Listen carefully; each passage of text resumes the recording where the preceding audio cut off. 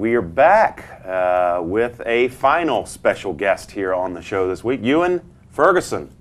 What's up, my friend? How are you? Good to see you again. Thanks for joining us today, buddy. No problem. Thank you. Ewen has been on the show before, and for those who may not remember, Ewen is a student and player at the JPGA, where Chris is head instructor. Has had a pretty good run here in the last few months, haven't you? Yeah, it's been very good. Enjoyed every moment of it. These guys, you guys keep churning out champions over there, Chris. What's we had on? Tokes Pedro on a few weeks ago, and we have Ewen on this week, and he's got another piece of hardware from the IJGT Tour. He won a 6-hole playoff a week and a half ago, so he's out of the 3 events he's played in this fall, he's 2 out of 3. He came in first at Jekyll Island about a month ago, first about a week and a half ago, and this past weekend he finished in the top 10 down at the Big Optimist Junior down in Florida. But I also want our viewers to know the rest of his resume because he had a heck of a summer too.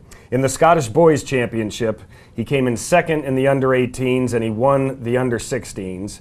In the Irish Munster under-18 Junior Championships, he was a winner. And in probably the biggest European junior event they have, the English under-16s, he came in second. Wow. So, you know, between the 2 out of 3 this year and his terrific summer, he's been on quite a roll, but we're not totally satisfied, are we? We're working to keep it going and to continue getting a little bit better. Definitely want to keep improving my game and showing everyone how good I can be. Well, that's, we've been working on you very hard with your fitness routine. Daniel, I know you wanted to ask him something. Well, first of all, I was talking to you offset about your tournament that you just had down in Orlando, and he finishes in the top 10, but the way he was talking to me, it's like, I can't believe I didn't win.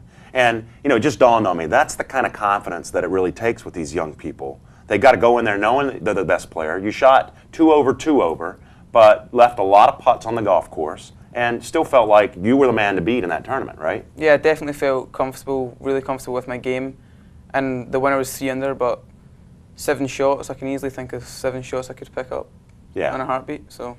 Yeah, and they never show on TV the guys that are a little bit off with their putter, but that's really the difference for these guys right now. I mean, he's first, and top 10. You're becoming a force to be reckoned with, and that putter's hot. That's probably the difference for you, isn't it? Definitely, that's definitely the difference. When my putter gets going, my confidence is up, and I feel as if I can shoot some really low numbers. You may have picked up that Ewen isn't from around here. Where are you from? I'm from Glasgow, Scotland, in the United Kingdom. So yeah.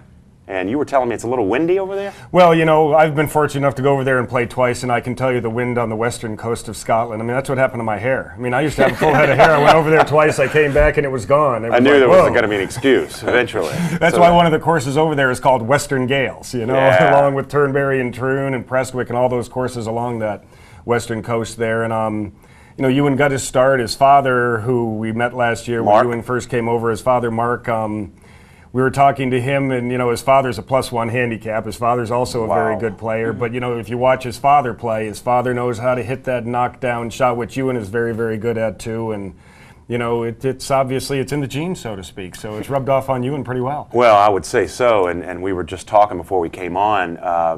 Every now and again, because we're on the coast here, we'll get some wind, and you just happen to love it on a particularly blustery day when all the other competitors are complaining and whining and crying.